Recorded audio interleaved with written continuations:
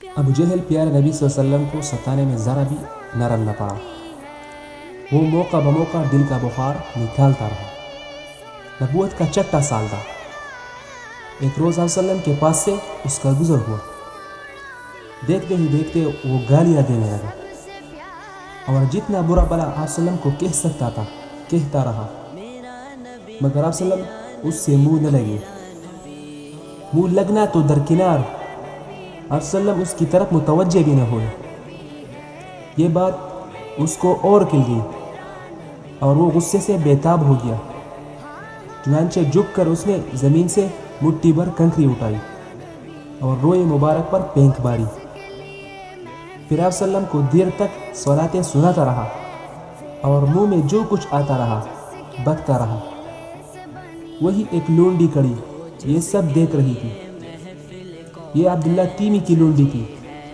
ہاں، وہی عبداللہ تیمی جو صلی اللہ علیہ وسلم کے یار غار حضرت ابوبکر رضی اللہ تعالیٰ عنہ کا چچا زاد بھائی تھا۔ قریش کے سرداروں میں اس کا شمار تھا اور بہت ہی دولت مند رئیس تھا، مگر عیاشی اور بدکاری میں طاق تھا۔ باندیاں خرید کر رکھتا اور ان سے بدکاری کراتا۔ رسول خدا سے دشمنی خدا کا یہ سلوک اس لونڈی کا دل بھر آیا، کیونکہ اسلام سے اس کو بڑی محبت اور حضور سے بے پناہ الفت تھی۔ اگرچہ لوگ اس سے بے خبر تھے اور اس نے بھی کسی کو بتایا نہیں تھا، کیونکہ اسے خطرہ تھا کہ آقا اگر جان گیا تو مارتے مارتے بے دم کر دے گا۔ شام کو اسے پیروں کی چاپ سنائی دی۔ یہ چاپ ابو قیس نامی پہاڑ کی طرف سے آ رہی تھی۔ دیکھا تو ایک آدمی چلا آ رہا تھا۔ قد درمیانہ تھا، آنکھیں سیاہ تھی، کاندھے چوڑے چوڑے تھے، چہرے سے وقار اور ہبت ٹپک رہی تھی۔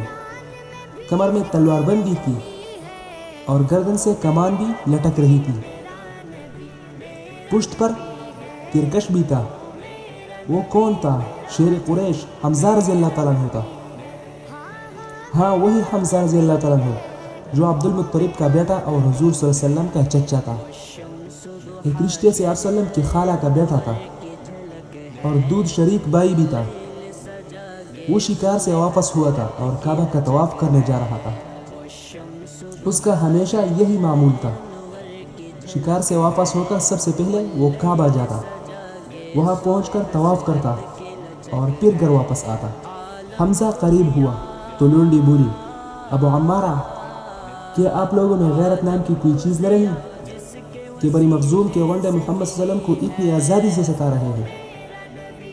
حمزہ چلتے چلتے رک گیا اور بڑے حیرانی سے اس نے پوچھا، عبداللہ کی لونڈی، تو کیا کہہ رہی ہے؟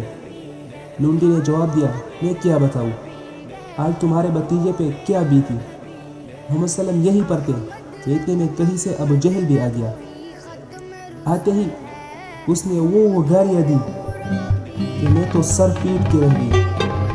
پھر اسی پر بس نے کیا، مٹھی بھر کنکری بھی اس نے ان کے منہ پر پھینک ماری۔ حمزہ نے کہا، کیا آنکھوں دیکھی بات ہے؟ لونڈی بولی، ہاں ہاں، میری ان آنکھوں نے دیکھا ہے اور میرے ان کانوں نے سنا ہے۔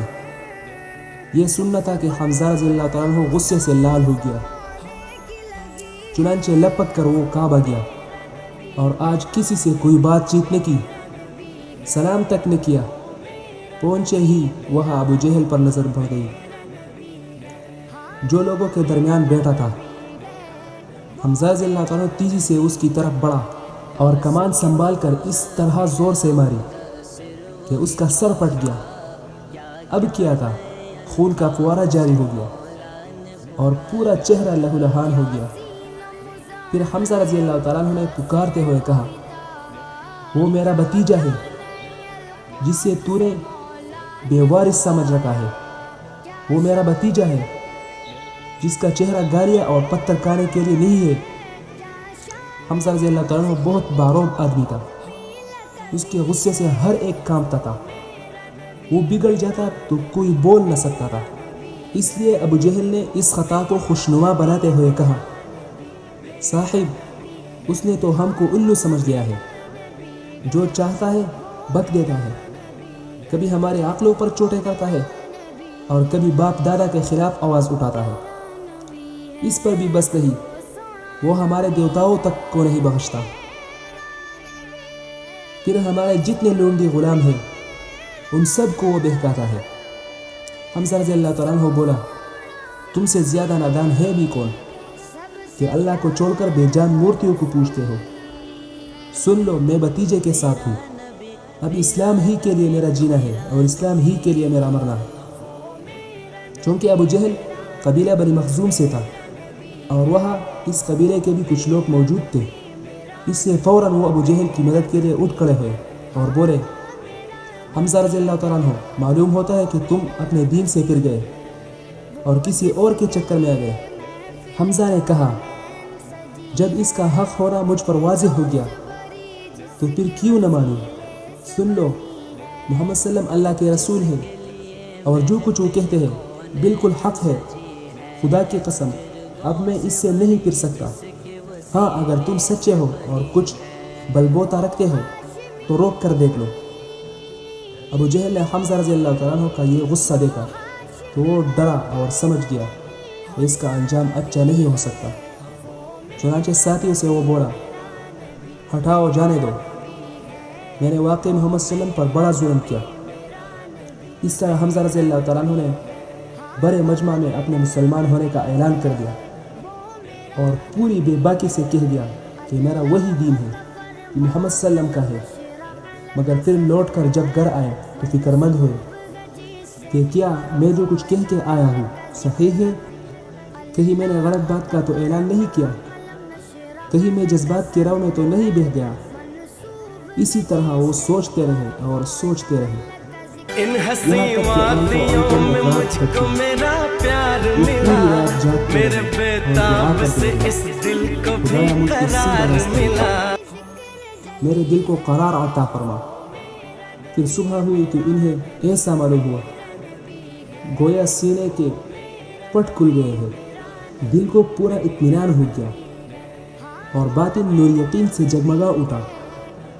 چنانچہ وہ دوڑے ہوئے بھتیجے کے پاس آئے اور اپنے مسلمان ہونے کی خوشخبری سنائی، نیز مرتے دم تک دین کے لیے جان لڑانے کا عہد کیا۔ حمزہ رضی اللہ تعالیٰ عنہ کے مسلمان ہونے سے ایوان کفر میں زلزلہ آ گیا، کیونکہ باطل ایک بہت بڑے بہادر اور جانباز سپاہی سے محروم ہو گیا۔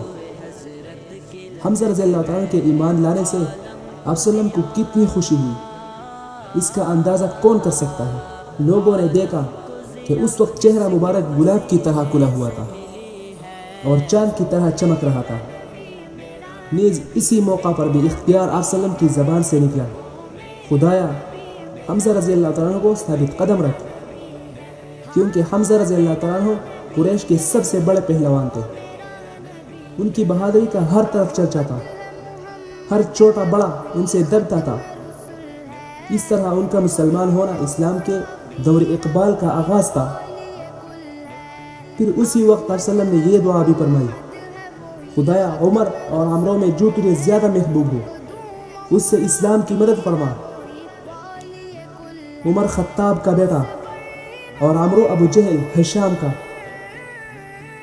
یہ دونوں بھی قریش کے بہت ہی طاقتور اور با اثر سردار تھے۔ آپ صلی اللہ علیہ وسلم کی تمنا تھی کہ ان دونوں میں سے کوئی مسلمان ہو جائے کہ اسلام کی شوکت دوبارہ ہو جائے۔